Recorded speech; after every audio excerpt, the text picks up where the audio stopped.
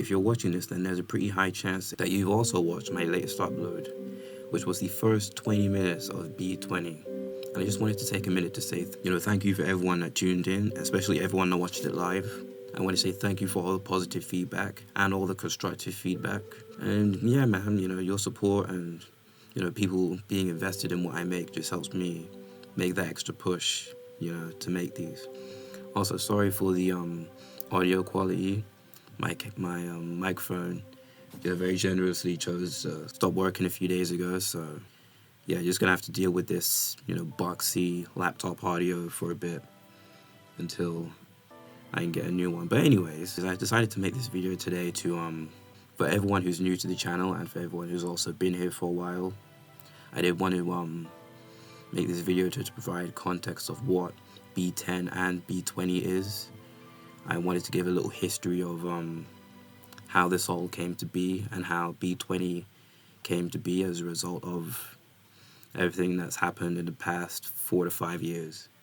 So I think it's safe to say that I pretty much loved this franchise my entire life. Ben 10 is probably literally only second to Spider-Man as one of my favorite heroes of all time. I dressed up as him all the time as a kid, and I've always wanted to create my own Ben 10 story, and one specific episode from the original series called Ben 10,000 really piqued my interest in what a story about a more adult Ben could, entail.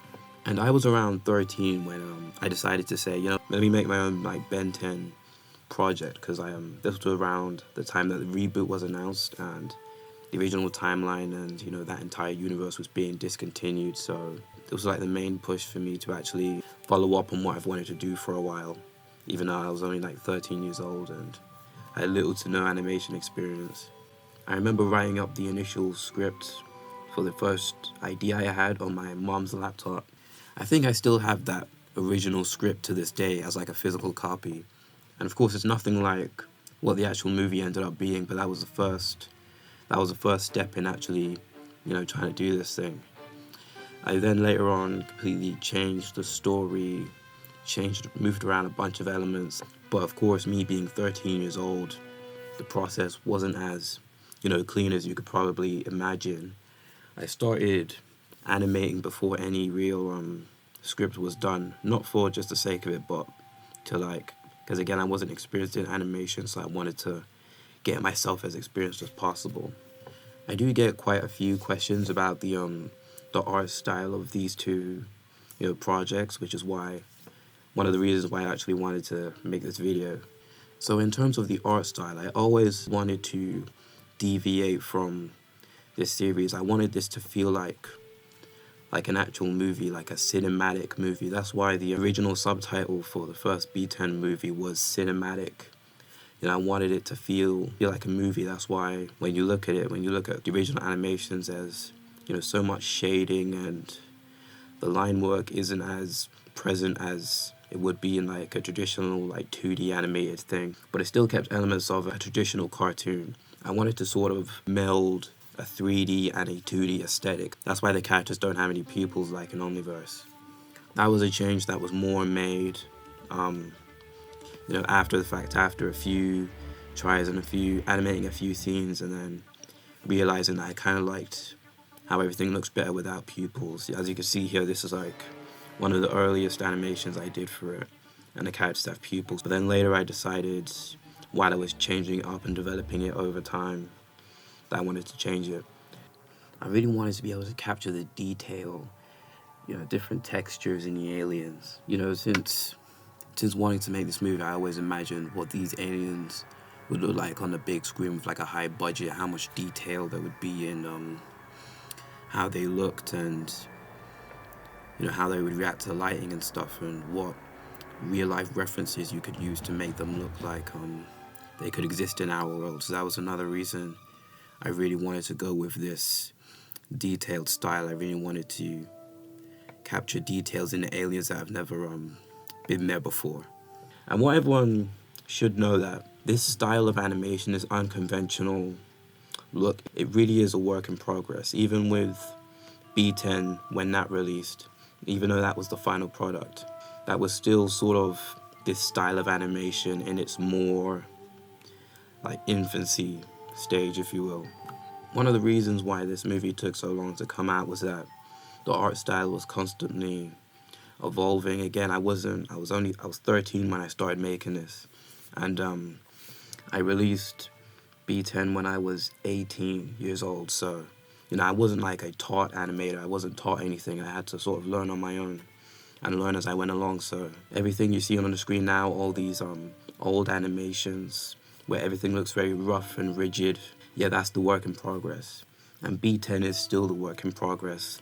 And you'll notice even going from B10 to the first 20 minutes of B20, you'll notice that the animation is a lot more fluid. There's a lot more 3D elements. There's work done in After Effects because I recently started working on After Effects for my uni work. So yeah, the art style you see, keep in mind it is a work in progress and it's only going to get better from here. The other reason that this movie took 4 years to come out was that my little 13-year-old brain could not pick and stick to an idea that I wanted. There was constant changes in the script, in the story, and because I was animating as I was going along, I would animate stuff, but then stuff in the film would change or scenes would change, and then all that animation had to just be thrown out and redone. So that's one of the reasons why this project took as long as it did. And also, again, me being 13, I severely underestimated how long a movie, a full-on movie with the story that I wanted to tell would take. I originally thought I was going to get this thing done in a year, and that was before I had any voice actors attached to the project or anything. So yeah, this movie was a real learning experience for me. But yeah, that aside, story-wise, B10 is ultimately a story about, a grown-up Ben, a more mature Ben who has seen other versions of himself in the future, has seen what he has become, and has to sort of tackle the idea of, is that version of myself maybe what I need to be to protect the people I care about?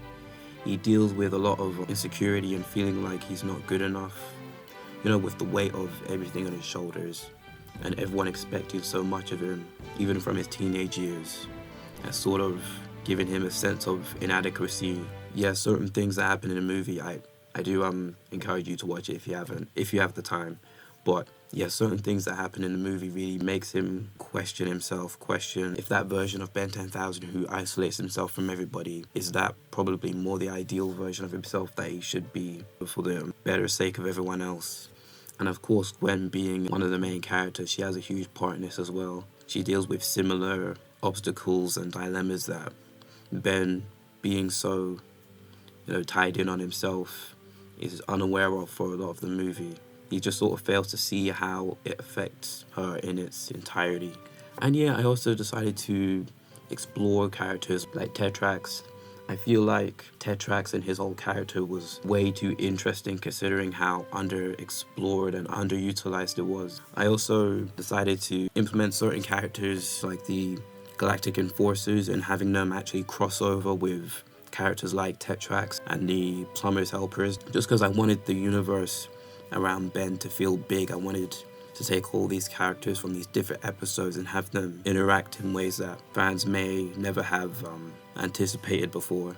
And I'm ultimately glad I did that because I do really like how, for example, the dynamic between Tetrax and the Enforcers turned out. The Enforcers aren't really characters that were really utilized that much outside of the classic series, if at all, I think. Yeah, just bringing them back and having sort of this clean slate to do whatever you want with them, give them certain traits that you could explore maybe later down the line was really fun for me.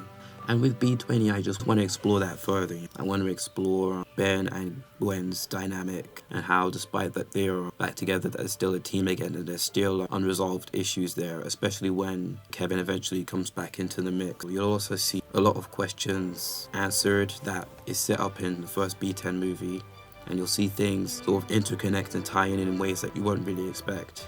But yeah, ultimately that was my very summarized experience of making the first B10 movie. There were so many hurdles and so many details that outside of that I do always have this in mind, and I will keep working on it, and hopefully I will get part 2 out to you guys very soon.